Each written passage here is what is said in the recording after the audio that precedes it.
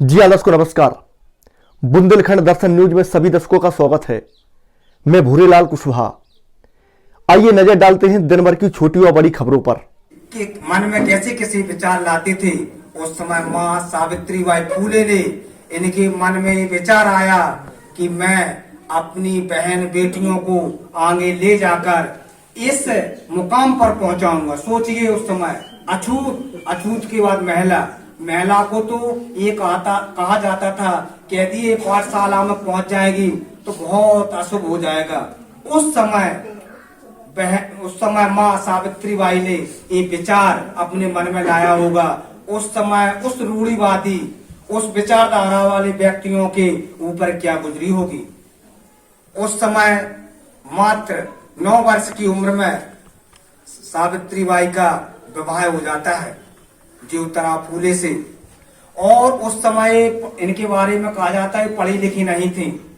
उस समय इन्होंने अलख जलाई है। मैं पुनः ऐसी माँ, ऐसी श्रेष्ठ माँ के चरणों में नमन करते हुए इस कार्यक्रम को आगे बढ़ा रहा हूँ। मैं चाहूंगा इस क्रम में उपस्थित बुद्धस चतुर्सिंह कुशवाहा आए और अपने विचार प्रकट करें। जनगोष्ठी में अब थोड़ी देर बाद आ रहा माता सावित्रीबाई फुले की जयंती हम मनाने जा रहे हैं। सबसे पहले तथा गौतम बुद्ध, महात्मा ज्योतिराव फुले, सम्राट अशोक, चंद्रगुप्त मौर्य आदि महापुरुषों के चरणों में नमन करते हुए, जैसा कि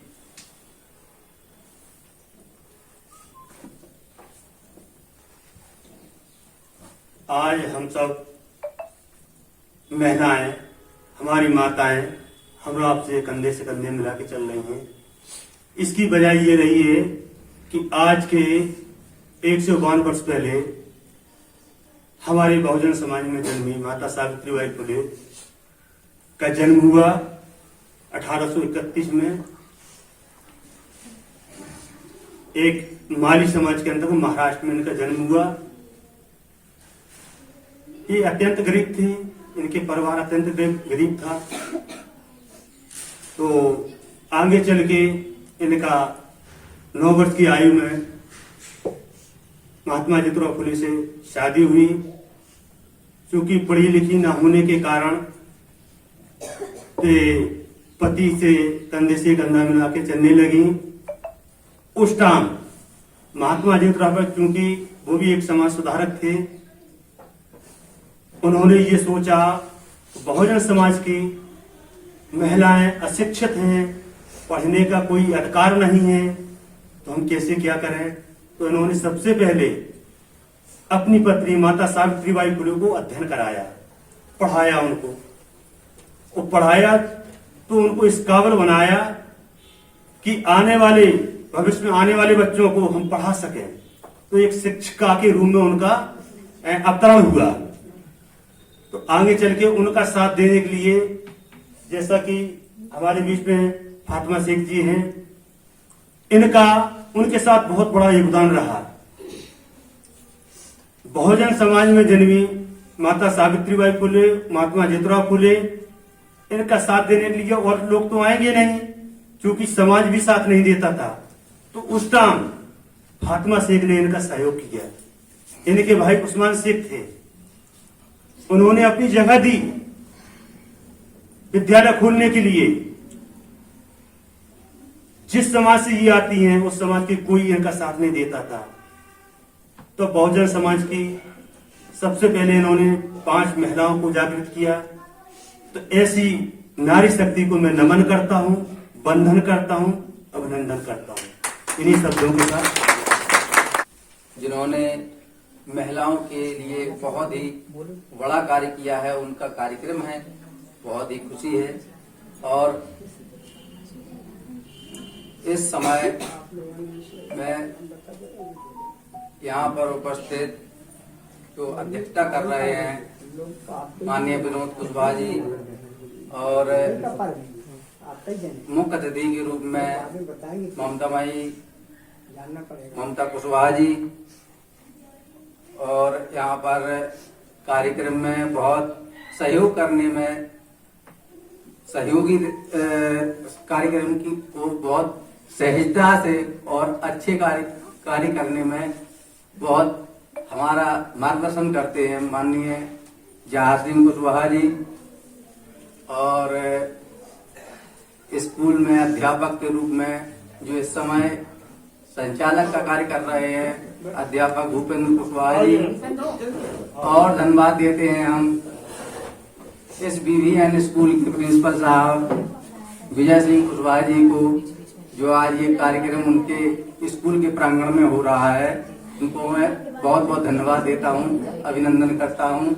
और आज इस शिक्षा के राष्ट्रमाता शिक्षा की देवी के पर्व पर जो यहाँ पर स्त्रियों की और लड़कियों की जो सहभागिता है, उसके लिए मैं उनको बहुत बहुत धन्यवाद देता हूँ।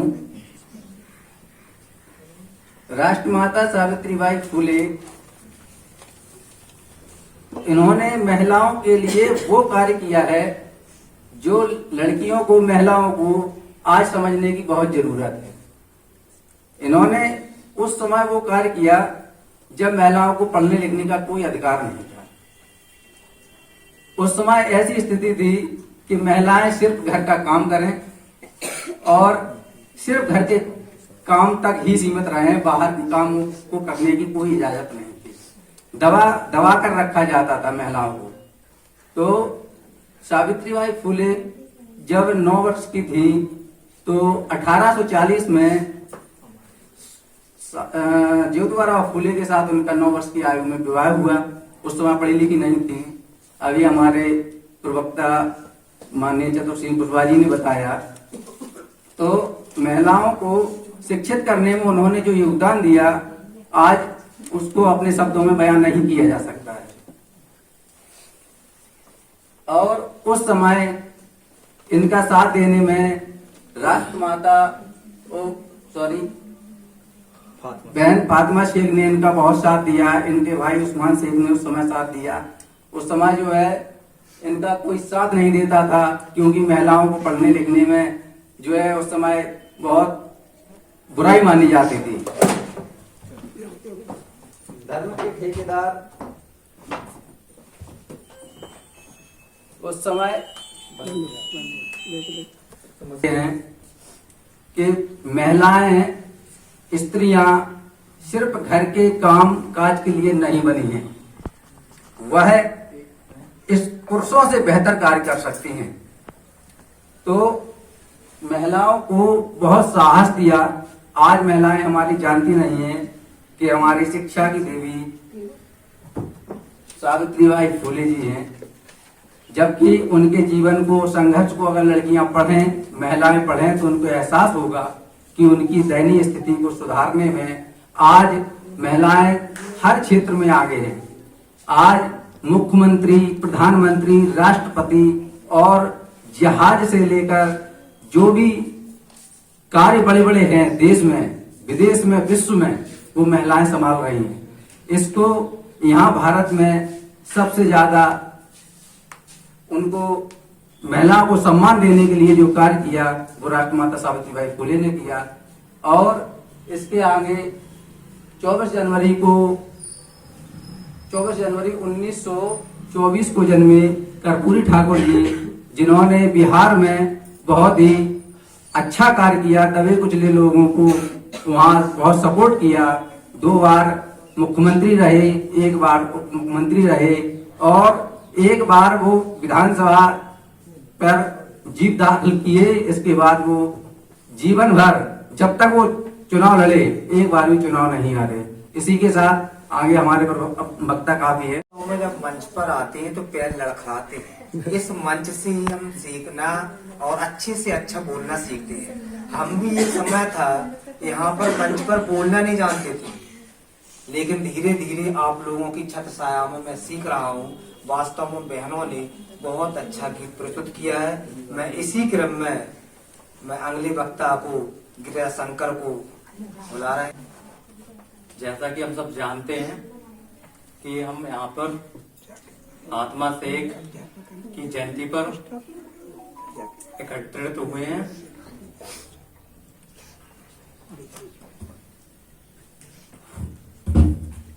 और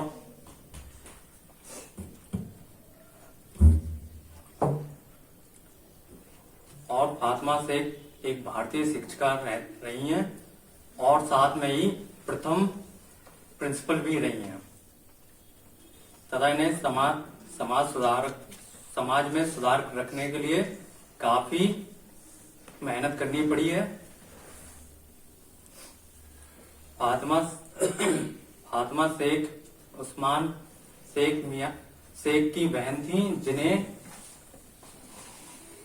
तथा ज्योतिबा और सावित्रीबाई फूले ने इनके घर में निवास किया था। जब फूले के पिता ने दलितों और महिलाओं के उत्थान किया जा रहा था तथा उनके कामों की वजह से उन्हें परिवार से घर से निकाल दिया गया था, तब वह आधुनिक भारत की सबसे पहली मुस्लिम शिक्षिका में से एक थी। उन्होंने स्कूल में दलित बच्चों को शिक्षित करना शुरू किया तथा ज्योतिबा और सावित्रीबाई फूले फातिमा शेख के साथ दलित समुदाय में शिक्षा फैलाने का कार्य किया। फातिमा शेख और सावित्रीबाई फूले ने महिलाओं और उत्पीड़ित जातियों के लोगों को शिक्षा देना शुरू किया। उस्मान शेख फूले दंपति को अपने घर में की पेशकश की और परिसर में एक स्कूल चलाने पर सहमति व्यक्त की।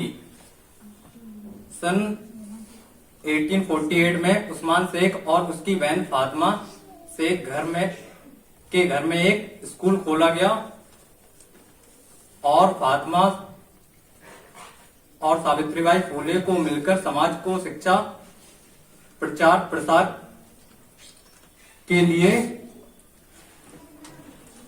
काम किया। और वह फातिमा शेख जिन्होंने हर संभव तरीके से सावित्रीबाई का समर्थन किया। फातिमा शेख ने सावित्रीबाई फूले के साथ स्कूल में पढ़ाना शुरू किया और साथ ही अपना भी अध्ययन कार्य जारी रखा और सावित्री और फातिमा सागनाबाई के साथ थे तथा इन्हीं शब्दों के साथ मैं अपनी वाणी को प्रारंभ देता हूँ। First of all, I bend my head in the Mahatma Buddha, the beam of light, and Savitribai Phule, the goddess of education, and Panchasheel Dhwaj, and other great essential of our India. I heartily welcome to honorable person. They come to here and participate this program. I am speaking to few words about Fatima Sheikh. मैं इसमें बोलने जा रही हूँ। Fatima Sheikh's achievement in the field of education can never be forgotten. Fatima Sheikh was an Indian teacher who was a companion of social reformer.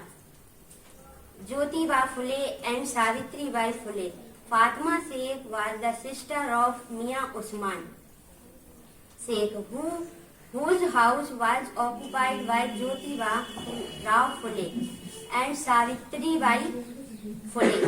When Phule's father had evicted his family members to work for the development of the Dalit and women, she was one of the first Muslim female teachers in modern India and starting teaching Dalit children in the first school. Along with Fatima Sheikh, Jyotiba and Savitribai Phule were accused to spreading education among Dalit community. Fatima Sheikh and Savitribai Phule started education movement and people of oppressed caste. They were threatened by the local.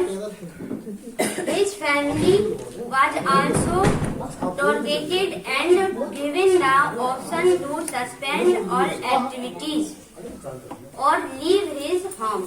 He intended to continue his work when the first couple with their caste or their family and community members were not in their work tours on all sides. The couple sought refuge and fulfilled their educational dreams of being persecuted by society. Thank you. गुरु महामानव तथागत गौतम बुद्ध को नमन करते हुए शिक्षा की ज्योति जगाने वाले सावित्रीबाई फुले को नमन करते हुए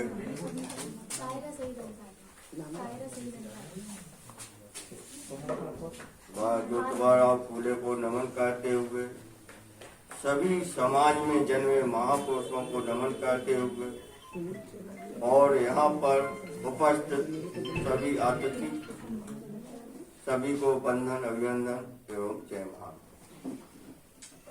मैं ज्यादा न कहते हुए मैं सिर्फ इतना कहूँगा,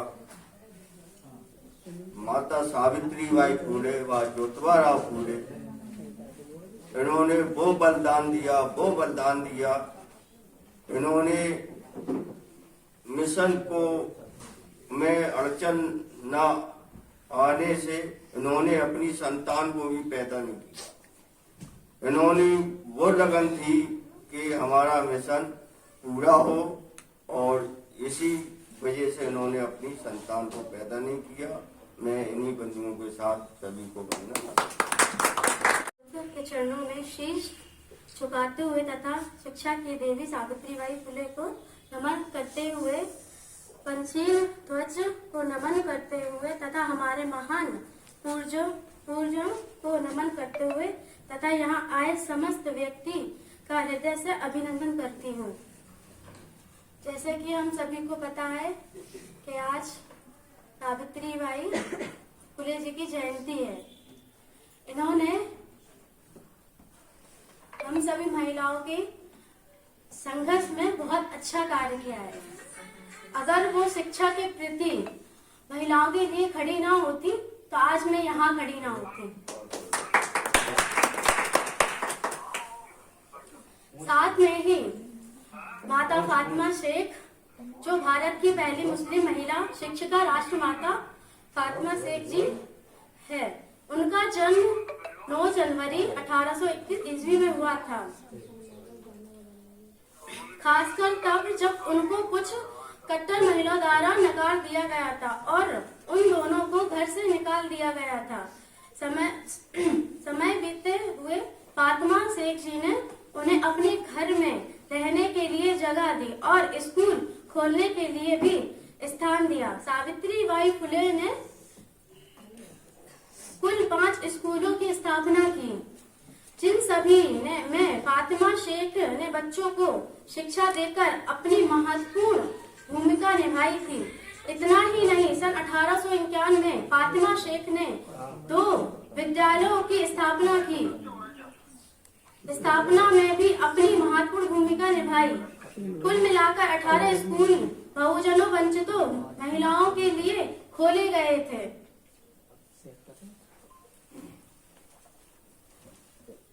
मैं 2 लाइन बोलना चाहूंगी महिलाओं के लिए जो शिक्षा के लिए आगे नहीं बढ़ती। बेटी हूँ हिंदुस्तान की, समझना किसी से कम नहीं। दिल है, दिल में वतन है, मोहब्बत कोमल हूँ, कमजोर नहीं। सॉरी सर, एक बार और रिपीट करेंगे। बेटी हूँ हिंदुस्तान की, समझना किसी से कम नहीं।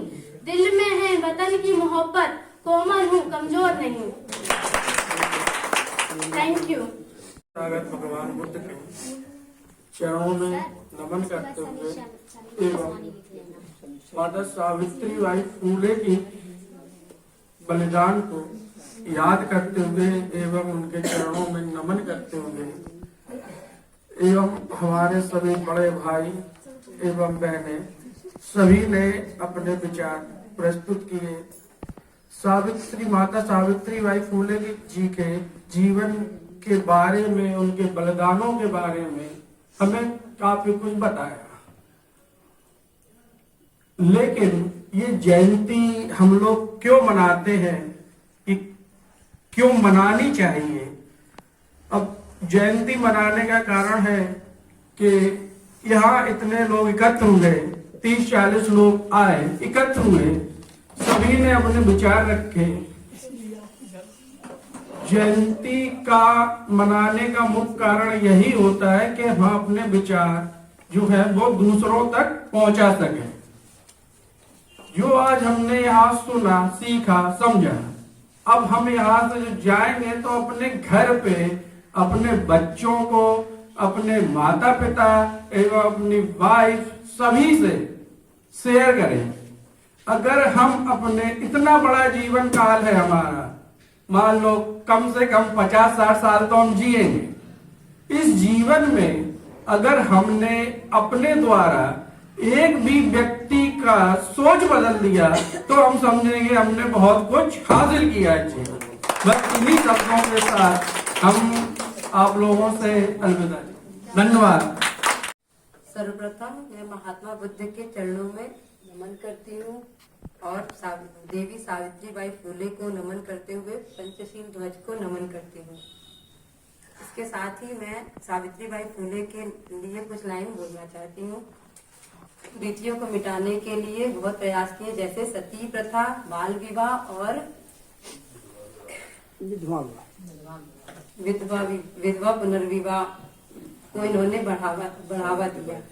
18वीं शताब्दी में जब बच्चों लड़कियों को पढ़ना अलाउ नहीं था, उस टाइम इन्होंने कई स्कूल खोले और अपने पति ज्योतिबा फुले के साथ मिलकर इन्होंने 1848 में पहला स्कूल खोला, लड़कियों के लिए पहला स्कूल खोला। सावित्रीबाई फुले के योगदान को हम कभी नहीं भूल सकते। इन्होंने बहुत लोगों की मदद की। इसके साथ ही 10 मार्च सन 1897 ईस्वी को प्लेग के कारण इनकी मृत्यु हो गई। उनके जाने के बाद भी उनके किए हुए कामों को हम कभी नहीं भूल सकते, जिसकी वजह से आज हम यहाँ शिक्षा प्राप्त कर रहे हैं।